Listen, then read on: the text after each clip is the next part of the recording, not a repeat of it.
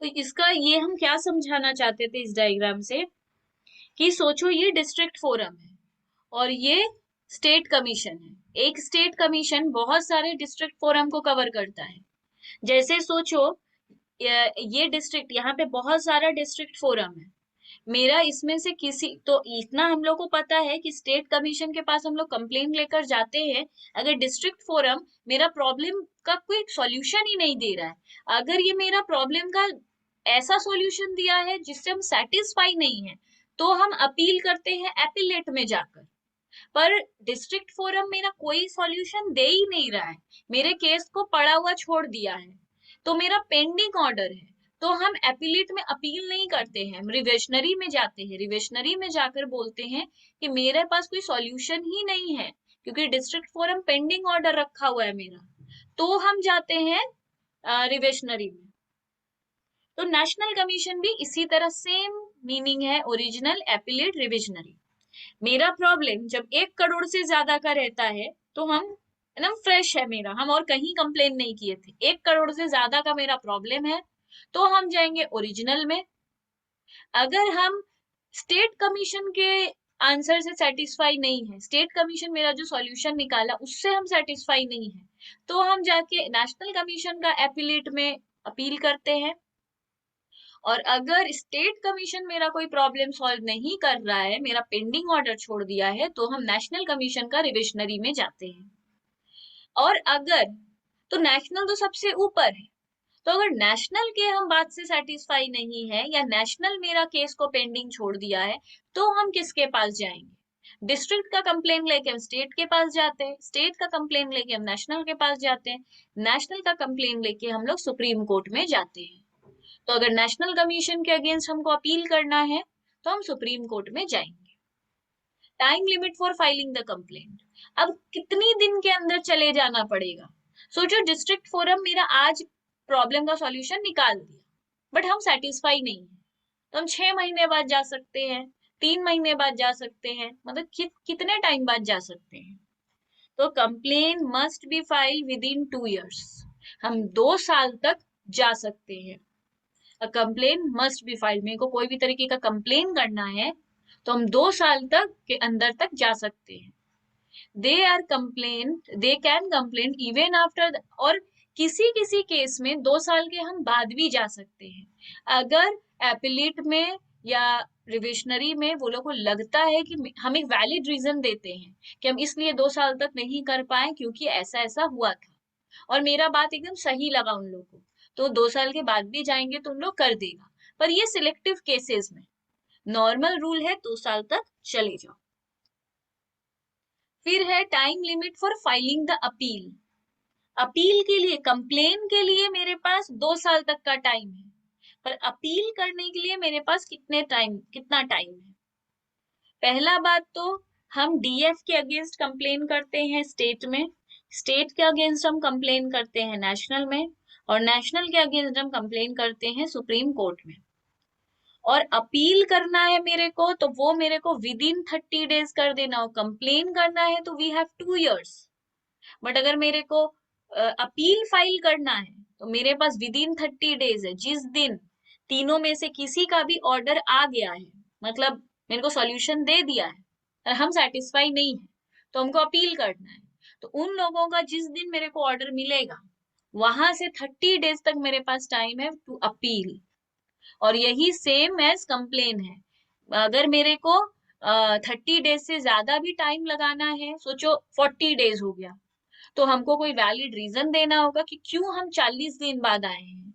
अगर मेरा reason valid लगा तो वो लोग मेरा प्रॉब्लम समझेगा और मेरे को 30 दिन के बाद भी एंटरटेन करेगा।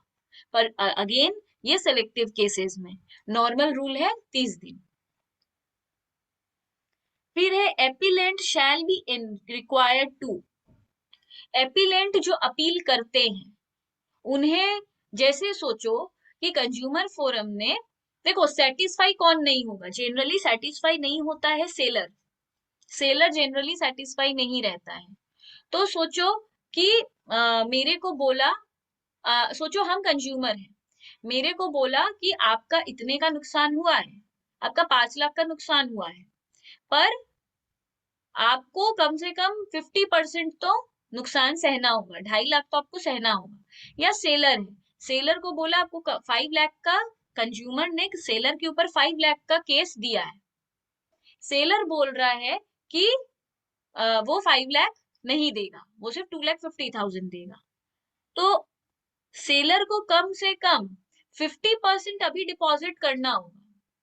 मतलब डिपॉजिट जो भी अपील करता है कंज्यूमर फोरम में जाके, जो भी अपील कर रहा है, उसको 50% of the amount required to be paid. 50% मतलब डिस्ट्रिक्ट फोरम में 2.5 लाख, स्टेट कमीशन में 2.5 लाख बोल रहे 25,000, स्टेट कमीशन में 35,000 और नेशनल कमीशन में 50,000, ये जमा करना होगा जो अपील करते हैं उन्हें। अमाउंट जितना पे करने मेरे को बोला गया है, सोचो मेरे को बोला गया है 50,000 पे करने, हम डिस्ट्रिक्ट फोरम का बात कर रहे हैं, मेरे को बोला 50,000 पे करने, हम इससे खुश नहीं है, तो हम क्या करेंगे, हम अपील किए। अपील जब हम किए तो हम, मेरा अमाउंट था 50,000, मेरे को कम से कम 25,000 विच इज 50% ऑफ 50,000, 25,000 मेरे को पे कर देना होगा। Appeal or allowed only against the original order. यहाँ अपील का, ये अपील का कौन सा बात हो रहा है, अगर हमको ओरिजिनल ऑर्डर पसंद नहीं आया है, मतलब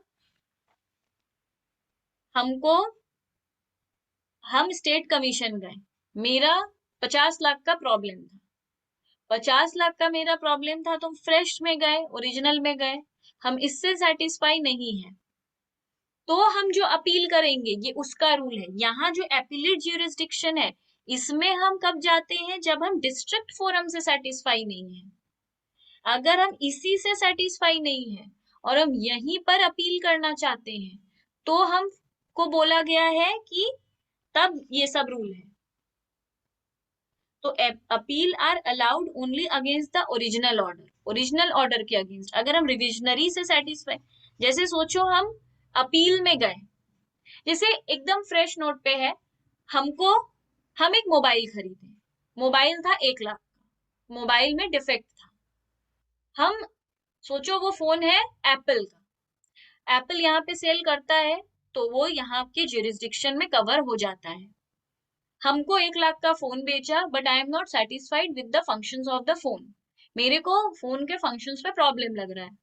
हम एप्पल को स्टोर में गए, वो लोग बोला नहीं सर वापस नहीं हो सकता, आप इसे सर्विस में दे दो। हम 1 लाख का फोन हम सर्विस में नहीं देंगे, तो हम एप्पल को कंप्लेन किए डायरेक्टली, मेल लिख के। वहां से वो लोग बोला नहीं, हम लोग फोन को वापस लेके आपको न्यू फोन नहीं देंगे, अगर आपको कोई प्रॉब्लम है तो आपका फोन अंडर वारंटी है, हम लोग फ्री का ठीक करके दे देंगे।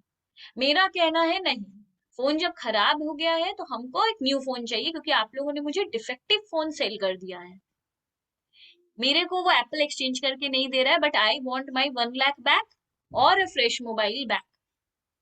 तो हम डेफिनेटली 1 लाख तक का अमाउंट है, तो हम डिस्ट्रिक्ट फोरम में गए, डिस्ट्रिक्ट फोरम अपना कोलकाता में है, हम जाकर वहां पे कंप्लेन रजिस्टर किए कि ऐसा ऐसा हुआ है।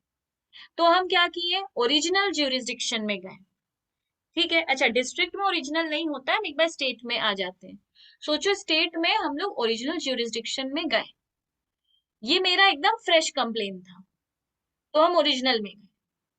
अब इसके बाद अगर हम इससे सेटिस्फाई नहीं है, तो हम नेशनल कमीशन के एपीलेट ज्यूरिसडिक्शन में जाते हैं। अगर हम यहाँ के ज्यूरिसडिक्शन में नहीं सेटिस्फाई है इसके डिसीजन से, ये मेरे को बोल रहा है, ये लोग भी बोल रहे हैं आप बनवा लीजिए फोन, आपको नहीं मिलेगा पैसा, आप एक काम करिए आप फोन बनवा लीजिए, वारंटी में तो है, हम इस डिसीजन से सेटिस्फाई नहीं है, तो हम जाएंगे नेशनल कमीशन के एपीलेट ज्यूरिसडिक्शन में, वहां जाके हम कंप्लेन करेंगे। पर अगर हमको वो भी बोल दिया कि आपको नहीं मिलेगा, तो हम फिर से अपील नहीं कर सकते, अपील में हम अपील किया हुआ का कंप्लेन नहीं कर सकते। एक बार हम इसका अपील वहां कर दिए, अब नेशनल कमीशन भी मेरे को बोल रहा है कि आपको वही फोन चलाना होगा, तो हम फिर से उसमें नेशनल, मतलब नेशनल सुप्रीम कोर्ट नहीं जा सकते कि नेशनल कमीशन भी मेरा बात नहीं सुन रहा है, हम ऐसा नहीं कर सकते। हम एक बार ही अपील कर सकते हैं, इसलिए बोल रहे हैं अपील अलाउड होता है सिर्फ ओरिजिनल ऑर्डर के अगेंस्ट में, एक बार अपील के ऊपर अपील नहीं होता। Nature and scope of remedies under the act, district forum हो या सुप्रीम स्टेट कमीशन हो या नेशनल कमीशन हो, मे पास वन और मोर ऑर्डर्स। ऐसा भी होता है कि ये लोग एक से ज्यादा ऑर्डर पास करते हैं, मतलब एक बार ऑर्डर पास किए, फिर ये लोग डिसीजन चेंज किया और बोला नहीं, तुमको फोन वापस मिल जाना चाहिए। तो ऐसा भी होता है, वो लोग खुद भी दूसरा ऑर्डर पास करते हैं। अब ये सब प्रॉब्लम किसको लेकर होता है? To remove the defects pointed out by the appropriate lab from the goods, to replace the goods, to return the price, to pay the amount of compensation। यही सब प्रॉब्लम लेकर हम जाते हैं कि डिफेक्ट है, या मेरा गुड्स वापस कर दो, या मेरा प्राइस वापस कर दो, या मेरे को एटलीस्ट कंपेंसेशन दो, या to discontinue the unfair trade practice. ये नहीं, ये किसी के साथ इसको नहीं करना चाहिए। जैसे पैंटालून पैकेट के लिए चार्ज करता है, तो ये अनफेयर ट्रेड प्रैक्टिस है, तो हम बोल सकते हैं कि ये किसी के साथ मत करो, मतलब मेरे साथ तो मत करो, और ये पूरा हटाओ पैंटालून से, हम ये कंप्लेन भी कर सकते हैं। To cease manufacture of hazardous goods, हम सीज मतलब स्टॉप, हम स्टॉप करवा सकते हैं। टू इशू करेक्टिव एडवर्टीजमेंट, कोई गलत एडवर्टीजमेंट दे रहा है जो किसी रिलीजियन या कास्ट को या किसी के वुमेन को, मतलब जेंडर को तकलीफ हो सकता है उस बात से, तो इसलिए वैसे सारे एडवर्टीजमेंट को हम करेक्ट भी करवा सकते हैं। टेम्पो इम्पोर्टेंट डेफिनेशन, ये सारे सिंपली डेफिनेशन है, लर्न करना क्योंकि रिटन एग्जाम है। तो कंप्लेनेंट का मतलब क्या होता है? जो कंप्लेन कर रहा है, मतलब जो कंज्यूमर है। फिर एक वर्ड है प्राइविटी ऑफ कॉन्ट्रैक्ट, इसको लोकस स्टैंडी भी कहते हैं, ये आता है एग्जाम में, प्राइविटी ऑफ कॉन्ट्रैक्ट और लोकस स्टैंडी। इसका मतलब क्या होता है? It states that the person who is suffering from the goods and services can only complain. Actually इसके लिए कंज्यूमर एक्ट में, कंज्यूमर प्रोटेक्शन एक्ट में कोई सेक्शन नहीं है। क्यों नहीं है? क्योंकि कंज्यूमर प्रोटेक्शन एक्ट इस बात को डिनाई करता है, लॉ इस बात को कहता है, पर कंज्यूमर प्रोटेक्शन एक्ट इस बात को एक्सेप्ट नहीं करता है। क्यों? प्राइविटी ऑफ कॉन्ट्रैक्ट में बोला गया है कि जिसे प्रॉब्लम हो रहा है वही कंप्लेन करेगा। मतलब अगर फोन मैंने खरीदा था तो मैं ही कंज्यूमर हूं, तो मैं ही कंज्यूमर फोरम में कंप्लेन कर सकती हूँ। पर सोचो कि मैंने खरीदा, बट मुझे ये सब इतना समझ नहीं आता है, तुम लोगों को मैंने ये प्रॉब्लम बताया, तुम लोग बोले कि मैम हम लोग आपके लिए कंप्लेन कर देंगे, तो प्राइवेटी ऑफ कॉन्ट्रैक्ट के हिसाब से तुम लोग कंप्लेन नहीं कर सकते क्योंकि कंज्यूमर हम हैं। पर कंज्यूमर प्रोटेक्शन एक्ट कहता है कोई भी उस कंज्यूमर के बिहाफ में कंप्लेन कर सकता है। यही बात यहाँ पे लिखा हुआ है। तो it states that the person who is suffering from the goods and services can only complain, जिसको प्रॉब्लम हो रहा है सिर्फ वही कंप्लेन कर सकता है। No other person can complain on his behalf, उसके बिहाफ में कोई और कंप्लेन नहीं कर सकता है। But consumer protection act does not consider और एक्सेप्ट दिस रूल, पर ये एक्ट इस बात को एक्सेप्ट नहीं करता है। So this act says to the consumer association that it has to record the complaint on behalf of aggrieved party। जो भी अग्रीव्ड है मतलब दुखी है, उसके अगेंस्ट कोई और आके भी कंप्लेन कर सकता है। फिर नॉर्मली कंप्लेंट का डेफिनेशन दिया हुआ है जो हम लोग को लर्न करना है और लिखना है। कंज्यूमर का डेफिनेशन है, कंज्यूमर का डेफिनेशन में मेन बात क्या है? ये है कि अगर हम गुड्स यूज करने के लिए खरीदे हैं तो ही हम कंज्यूमर हैं। अगर हम एप्पल का फोन लेकर बेचते हैं और फिर वो गुड्स खराब निकला है तो हम कंप्लेन नहीं कर सकते क्योंकि तब हम कंज्यूमर नहीं है। हम खरीदे हैं सामान कमर्शियल पर्पस के लिए, तो I am not a consumer. Consumer होता है जो सामान खरीद कर उसे यूज करता है, जो उसे खरीद कर रीसेल करता है, उससे इनकम करता है, उसे कंज्यूमर नहीं कहते। तो कमर्शियल पर्पस का क्लियर डेफिनेशन है जो हमें लर्न करना है। और एक बात है कंज्यूमर का मतलब में, जैसे देखो एक्ट ये कह देता है कंज्यूमर में कि अगर हम सामान खरीद कर कंज्यूम करते हैं तो ही हम कंज्यूमर हैं, अगर हम उसको रीसेल करते हैं तो हम कंज्यूमर नहीं है। इसको क्लियर कर रहा है कमर्शियल पर्पस। कमर्शियल पर्पज में बोला गया है। जैसे सोचो आज हम लोग स्टेशन में या शालदा ये सब में देखते हैं कि एक औरत है, उसके पास 20 पेन है, वो 20 पेन बेच रही है। तो वो लोग बेसिकली क्या करती है, एक दुकान में जाती है, 20 पेन खरीदती है 10-10 रुपया में, और घूम घूम कर आम पब्लिक को 11 रुपया में बेचती है। शायद वहां पे किसी को पेन का जरूरत हो तो 11 रुपया में खरीद लेगी। तो रियल में वो भी खरीद रही है टू रीसेल, वो भी यूज करने के लिए नहीं खरीद रही है, पर वो भी कंज्यूमर है। तुम लोग बोलोगे क्यों? क्योंकि वो कमर्शियल पर्पस का डेफिनेशन में लिखा गया है कि person who has purchase goods for commercial purpose shall not be deemed to be a consumer. जो भी सामान हम लोग कमर्शियल पर्पस के लिए खरीदते हैं, वहां पे हम कंज्यूमर नहीं है।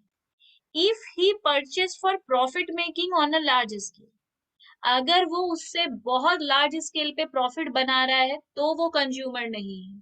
But he has bought something to sell for earning his livelihood, then he is considered as consumer. अगर हम अपना बेसिक नेसेसिटी के लिए, जिंदा रहने के लिए सेलर बने हैं, मतलब हम 20 पेन बेचकर, मतलब एक पेन पे 1 रुपया अगर कमा रहे हैं, हम एक दिन का 20 रुपया कमाएंगे जिससे हम सिर्फ खाना खा सके, तो हम वहां पे कमर्शियल पर्पस नहीं कर रहे हैं। वहां पे वो 20 पेन बेचने वाली औरत भी कंज्यूमर है, क्योंकि वो सिर्फ लाइवलीहुड उससे अर्न कर रही है, प्रॉफिट मेकिंग कंसर्न नहीं बन गई है, लार्ज स्केल में नहीं कर रही है।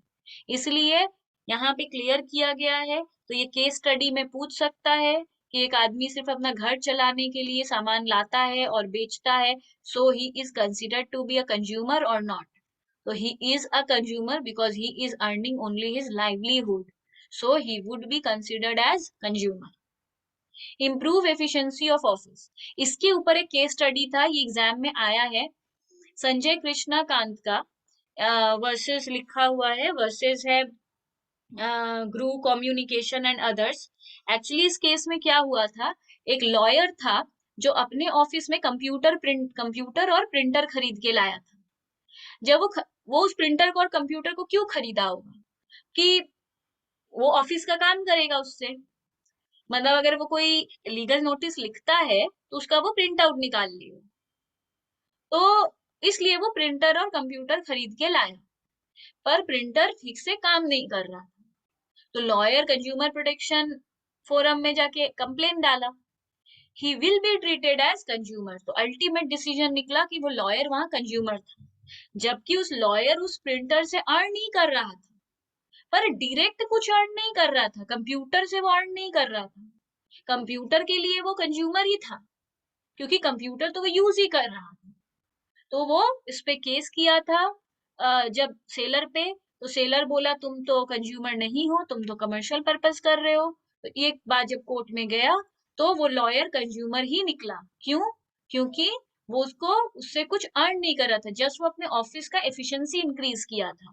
तो एफिशिएंसी इंप्रूव करना कमर्शियल पर्पस नहीं है। ये केस है संजय कृष्णाकांत वर्सेस ग्रूई कम्युनिकेशन एंड अदर्स। फिर सर्विसेज का डेफिनेशन क्या है, ये सारा काम सर्विसेज के अंदर काउंट होता है। इसमें हमको कहीं पे भी हम चीट होते हैं तो हम कंज्यूमर फोरम जा सकते हैं, बट ये सारा सर्विस मेरे को फ्री में अगर मिला है तो हम कंज्यूमर फोरम नहीं जा सकते। अगर कोई जैसे आज हॉर्लिक्स के डब्बे के साथ अगर हमें एक कप फ्री मिलता है और वो कप टूटा हुआ निकलता है, तो हम लोग कंज्यूमर फोरम नहीं जा सकते, क्योंकि उस कप के लिए वी हैवंट पेड एनीथिंग। अगर हम लोग किसी चीज के लिए कुछ पे ही नहीं किए हैं तो हम लोग कंज्यूमर नहीं है, क्योंकि वो फ्री ऑफ कॉस्ट है। तो कंज्यूमर होने के लिए हमको सामान के लिए पे करना होगा, हम फ्री का सामान के लिए कंज्यूमर फोरम नहीं जा सकते। कॉन्ट्रैक्ट ऑफ पर्सनल सर्विस और कॉन्ट्रैक्ट फॉर पर्सनल सर्विस, ये ऑफ में और ये फॉर हो जाने से क्या बदल जाता है? पहला बात, it is not covered under the act, इसे कंज्यूमर प्रोटेक्शन एक्ट कवर नहीं करता है, इसको कवर करता है कॉन्ट्रैक्ट फॉर, पहला डिफरेंस। दूसरा, कॉन्ट्रैक्ट ऑफ पर्सनल सर्विस मतलब पर्सन कैन डायरेक्ट सर्विस, मतलब यहाँ पर हम तुमको बोलते हैं कि कैसे कैसे करना है।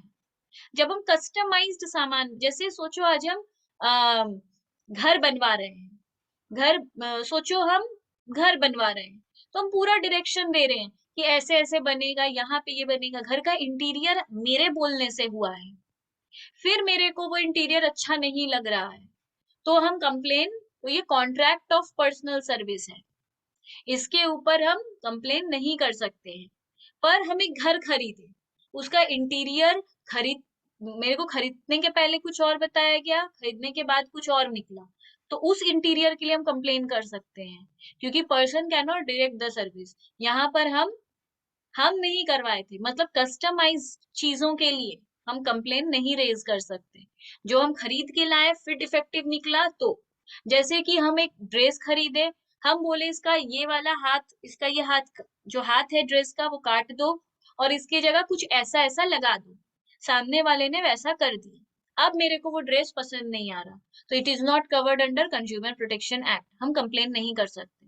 पर अगर हम खरीद कर लाए और फिर उस नेट में डिफेक्ट निकला, तो we can complain. Employer employee, employee employer का यहाँ पे रिलेशनशिप इसका एग्जाम्पल है, यहाँ पे रिलेशनशिप नहीं होता, क्योंकि यहाँ पे हम कस्टमाइज करा रहे हैं, तो दो जन में डायरेक्ट रिलेशनशिप है, यहाँ पे दोनों जन के बीच में कोई रिलेशनशिप नहीं है, इसलिए यहाँ पे कंप्लेन होता है। कंज्यूमर डिस्प्यूट का क्या मतलब है? जब कोई चीज हम किसी के ऊपर जब एलिगेशन लगाते हैं और तुम डिनाई करते हो, जैसे सोचो, अभी 2 दिन पहले का बात है, हम स्क्रीन गार्ड लगवाए थे अपने फोन पे, लगवाने के बाद मेरा मेरा फोन काम नहीं करने लगा, टच खराब जैसा हो गया, तो हम गए, हम जैसे ही उसको कंप्लेन किए वो तुरंत मान लिया, बोला ठीक है, वो मेरा स्क्रीन गार्ड उतार दिया और मेरे फोन पे न्यू स्क्रीन गार्ड लगा दिया, तो यहाँ पे डिस्प्यूट हुआ ही नहीं, तो हम जाएंगे ही नहीं कंज्यूमर फोरम। अगर वो नहीं मानता, मेरे एलिगेशन को अगर वो डिनाई करता, हम एलिगेशन लगाए, एलिगेशन मतलब इल्जाम लगाना, तो हम उस पे एलिगेशन लगाए और वो डिनाई करता, तो डिस्प्यूट हो जाता। तो where the person whom a complaint has been made denies the allegation contained in the complaint। Defect, जब हम लोग बोलते हैं इस प्रोडक्ट में डिफेक्ट है, तो क्या मतलब होता है, और जब हम बोलते हैं इस प्रोडक्ट में डिफिशियंसी है, तब क्या डिफरेंस होता है? मतलब डिफेक्ट में और डिफिशियंसी में क्या डिफरेंस है? एक ही डिफरेंस है, डिफेक्ट में क्वालिटी और क्वांटिटी दोनों कवर होता है, डेफिशिएंसी में सिर्फ क्वालिटी कवर होता है, क्वांटिटी नहीं। तो जब किसी चीज में क्वांटिटी में प्रॉब्लम होता है तो हम लोग डिफेक्ट कहते हैं, अगर किसी चीज में बाकी सारा चीज होता है तो डेफिशिएंसी कहते हैं।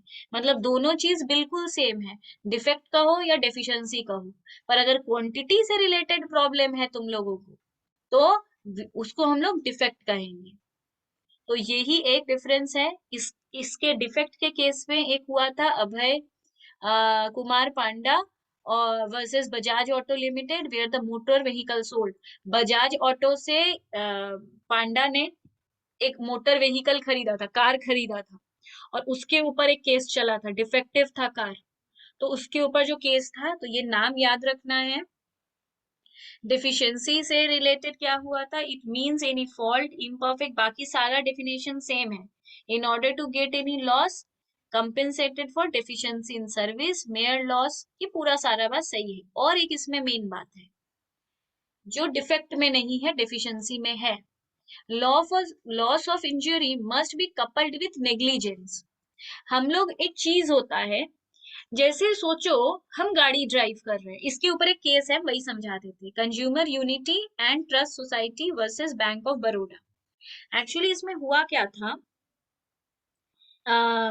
ये तो इसका एक केस था, और एक इसका केस है, ये जो एग्जाम्पल है वो इसका है। एक्चुअली ये डेफिशिएंसी का केस था, इसमें हुआ ये था कि एक ड्राइवर बस चला रहा था और वो एक सडन ब्रेक मार दिया। क्यों मारा था? क्योंकि उसके बस के आगे एक बुलॉक कार्ट आ गया था, एक ठेला आ गया था, और जिसमें गाय गाय या कोई एनिमल बंधा हुआ था, तो वो उसको बचाने के लिए वो सडन ब्रेक मार दिया।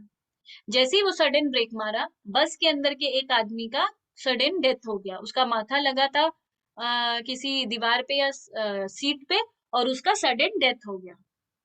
जब सडन डेथ हो गया, तो उसका लीगल एयर जो था उस आदमी का, वो बस ड्राइवर पे केस किया कि ये तो मतलब उसके ट्रांसपोर्ट कंपनी पे केस किया कि ये तो बस ड्राइवर की गलती है, इसलिए मेरे इसका डेथ हो गया।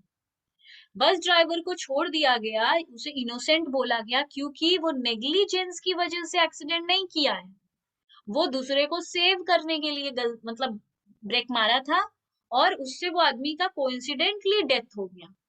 तो इस तरह की केस में अगर नेग्लिजेंस रीजन नहीं है तो सामने वाला इनोसेंट है।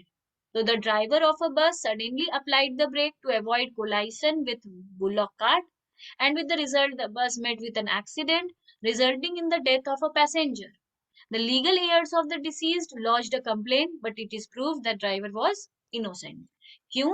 क्योंकि ड्राइवर का नेग्लिजेंस वहां पे नहीं था, वो निग्लेक्ट नहीं किया था ड्राइविंग को, वो बचाने के लिए किया था। अब कंज्यूमर प्रोटेक्शन एक्ट 1986 में और कंज्यूमर प्रोटेक्शन एक्ट 2019 में डिफरेंस क्या है? जब इतना अच्छा सा एक एक्ट बना हुआ है तो 2019 में एक्ट को फिर से लाने का क्या जरूरत था?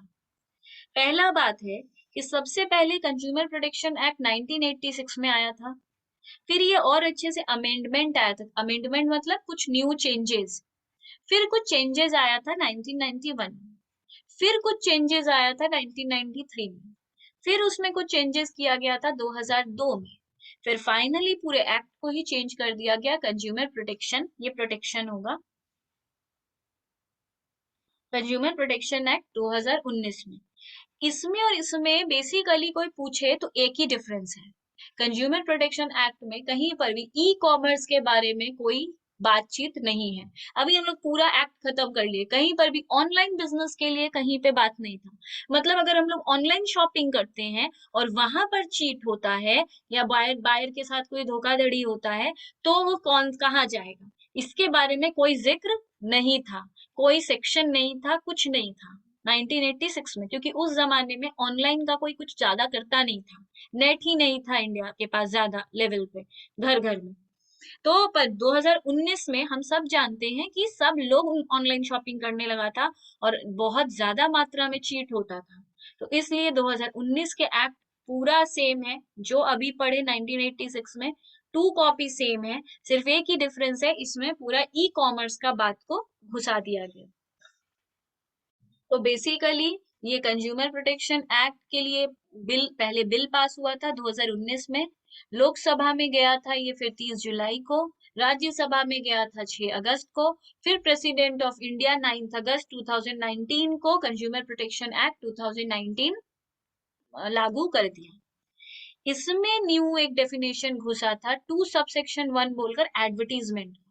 एडवर्टीजमेंट बहुत अलग तरीके से होने लगा था, ऑनलाइन होने लगा था। तो क्लियरली मीनिंग दिया है कि कोई भी ऑडियो और विजुअल पब्लिसिटी होता है, रिप्रेजेंटेशन होता है, एंडोर्समेंट होता है, प्रोनाउंसमेंट होता है, वो सब एडवर्टीजमेंट है। अगर साउंड से करे, लाइट से करे, स्मोक से करे, gas, print, electronic media, internet, website, कैसे भी कहीं पर भी करो वो एडवर्टीजमेंट ही है। तो basically advertisement, lab, appropriate laboratory, lab में लैब का डेफिनेशन कि हम लोग जो हम लोग बोलते हैं ये हमारे लैब में चेक किया हुआ है, कौन सा लैब? तुम जो भी एबीसी लैब में चले जाओगे वहां का सर्टिफिकेट हम मान लेंगे? नहीं। एप्रोप्रिएट लैब का मतलब क्लियरली सेक्शन 2 सब सेक्शन 2 में दिया है। इसका मतलब है एक ऑर्गेनाइजे लैब और ऑर्गेनाइजेशन, बट वो रिकॉग्नाइज्ड होना चाहिए सेंट्रल गवर्नमेंट से या फिर स्टेट गवर्नमेंट से। कोई भी ए बी सी जगह हम अपना प्रोडक्ट को लैब में चेक करा लिए और बोले ये लेबोरेटरी से चेक हुआ हुआ सामान है, ऐसा बात नहीं है। वो कम से कम उसमें कोई भी 3 चीज में उसमें रिकॉग्निशन होना चाहिए, या तो सेंट्रल गवर्नमेंट ने रिकॉग्नाइज किया उस लैब को, स्टेट गवर्नमेंट ने किया, या किसी भी लॉ, कोई भी लॉ का सेक्शन उसको डिफाइन कर देता है कि वो लैब है, वहीं पे उसे एप्रोप्रिएट लैब बोला जाएगा। विच इज मेंटेन्ड, फिनेंस्ड और एड बाय, अब उसको गवर्नमेंट ने रिकॉग्नाइज किया है, मतलब क्या किया है? इसका मतलब है गवर्नमेंट उसको फिनेंशियली सपोर्ट करता है, क्योंकि वो गवर्नमेंट का रिकॉग्निशन पे है। तो वहीं पे test of any goods with a view to determining whether such goods suffer from any defect, मतलब कंपनी बोला कि आपका सामान हम लोग अपने लैब में चेक किए हैं, सामान में कोई डिफेक्ट नहीं था, तो हम लोग पूछ सकते हैं कौन से लैब में आपने चेक किया है। ब्रांच ऑफिस, ये वर्ड वहां पे लिया था कि वहां पे एटलीस्ट उसका ब्रांच ऑफिस होना चाहिए। तो ब्रांच ऑफिस का मतलब सबको पता है, पर वहां पे इसका क्लियर सेक्शन नहीं था, यहाँ पे इसको क्लियरली सेक्शन दिया है, क्योंकि 1986 में इतना जगह जगह ब्रांच नहीं होता था, पर 2019 में एक छोटे से ऑफिस का भी 10 जगह ब्रांच होता है। तो बेसिकली ब्रांच ऑफिस का क्लियर डेफिनेशन इस सेक्शन में दिया है। फिर कंसीडरेशन का मतलब सबको पता है, समथिंग इन रिटर्न। अगर नो कंसीडरेशन है तो वो नो कंज्यूमर है, जैसे गवर्नमेंट हॉस्पिटल। अगर हम अपना इलाज गवर्नमेंट हॉस्पिटल में कराते हैं और हम फ्री में अपना इलाज कराए हैं और डॉक्टर खराब इलाज कर दिया है मेरा, तो हम उसके अगेंस्ट कंज्यूमर फोरम नहीं जा सकते। अगर हम कोई भी सामान ईएमआई में परचेज करते हैं या क्रेडिट परचेज करते हैं या 50% एडवांस दे दिए हैं या कुछ देना, 50% एडवांस ही है तो कुछ देना ड्यू है, तो हम कंज्यूमर हैं। फादर, सोचो मेरे पापा ने कार खरीदा, कार खरीद कर वो मेरे को दे दी, तो वो बच्चा कंज्यूमर है। जो सामान के लिए, जो सामान का खरीद रहा है, जो सामान को यूज कर रहा है अभी, वो उसका कंज्यूमर है। तो some examples who are held as consumer, हम लोग किसको किसको एक्चुअली कंज्यूमर बोलते हैं। बैंक में जो हम लोग जाके सर्विस लेते हैं, तो हम लोग बैंक के कस्टमर हैं, कंज्यूमर हैं। हम लोग बैंक में अगर कुछ गलत हम लोग साथ हुआ बैंक जाकर, तो we can go to consumer forum. अगर हम लोग इलेक्ट्रिसिटी लेते हैं और वो लोग हम लोगों से अननेसेसरीली ज्यादा चार्ज, जैसे अभी अगर हम बताएं तो हम नवंबर में इलेक्ट्रिसिटी बिल पे किए थे, 6000 मेरे फोन पे से कट गया था बट अमाउंट पे नहीं हुआ। हम सीएससी में बोले तो बोला हमें पैसा नहीं मिला है, फोन पे बोला हम लोगों ने पैसे दे दिए हैं। तो हम वहां पे सोच रहे थे अब हम क्या करें। तो हम फोन पे से बोले कि मेरे को प्रॉपर रिसिट दे, तो वो बोला वो मेल में लिख कर दे कि उसने पे कर दिया है। सीएससी से हम लोगों ने कहा उसने प्रॉपर पे कर दिया है तो हम मानेंगे पेड है। अगर आप ये पेड नहीं मानते हो या आपको पैसे नहीं मिलते हैं तो आप डायरेक्टली फोन पे से बात करो, आप हमें दोबारा चार्ज नहीं कर सकते हो, नहीं तो हम कंज्यूमर फोरम चले जाएंगे। तो बेसिकली सीएससी ने 3 दिन के अंदर मुझे दिखा दिया कि फोन पे ने आपका पैसा रिफंड कर दिया है आपके अकाउंट में, आप हमें फिर से पे कर दो। तो उसने डायरेक्टली फोन पे से बात किया, फोन पे ने हमारा 6000 वापस कर दिया, हमने फिर से पे कर दिया प्रैक्टिकली। बट सीएससी हमें ये बोलकर चुप नहीं हो सकता था कि हमें नहीं मिला, अगर आप फिर से पे नहीं करोगे तो हम आपका लाइन काट देंगे। अगर वो ऐसा करता तो we can go to consumer forum.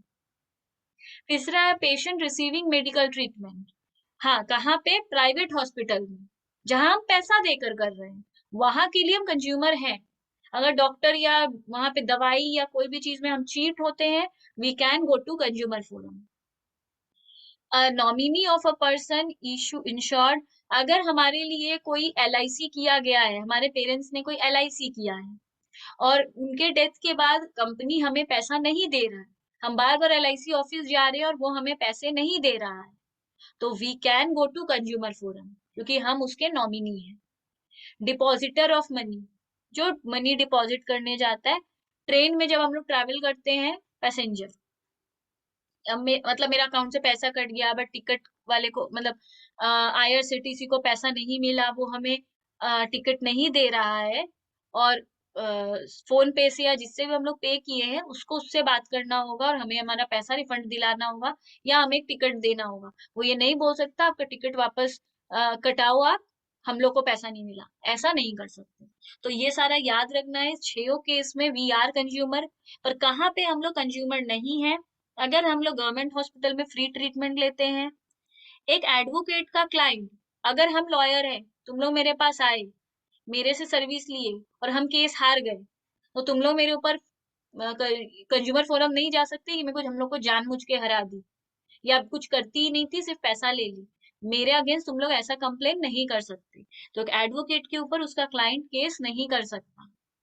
Student hiring service, एक प्राइवेट ट्यूटर, जैसे अभी हम तुम लोग को पढ़ा रहे हैं, तुम लोग कल को फेल हो जाते हो, तो तुम लोग कंज्यूमर फोरम नहीं जा सकते कि ये कुछ पढ़ाती ही नहीं थी, इसने कुछ किया ही नहीं, खाली हम लोगों से पैसे ले लिए, उसने ठीक से सर्विस नहीं दिया, ये बोलकर तुम लोग कंज्यूमर फोरम नहीं जा सकते। तो एक student hiring service of a private tutor is not a consumer. A tenant against his landlord, एक लैंडलॉर्ड के अगेंस्ट उसका टेनेंट कंज्यूमर फोरम नहीं जा सकता। गुड्स और सर्विस बायर विदाउट कंसिडरेशन, से एक सामान एक्सचेंज हुआ है बट मैंने तुम्हें कुछ दिया नहीं है, जो हॉर्लिक्स के साथ कॉफी मग, एक मग दे रहा था, उसके लिए हम कंप्लेन नहीं कर सकते। Person, goods, resale purpose of commercial, जो हम पहले भी समझा चुके हैं, अगर किसी पर्सन से हम रीसेल पर्पस के लिए कमर्शियल गुड्स खरीदे हैं तो हम कंज्यूमर नहीं हैं। ये सारा बात को ऐसे याद रखना पड़ेगा कि 2019 में इस बात को और इलेबोरेट किया है 1986 से।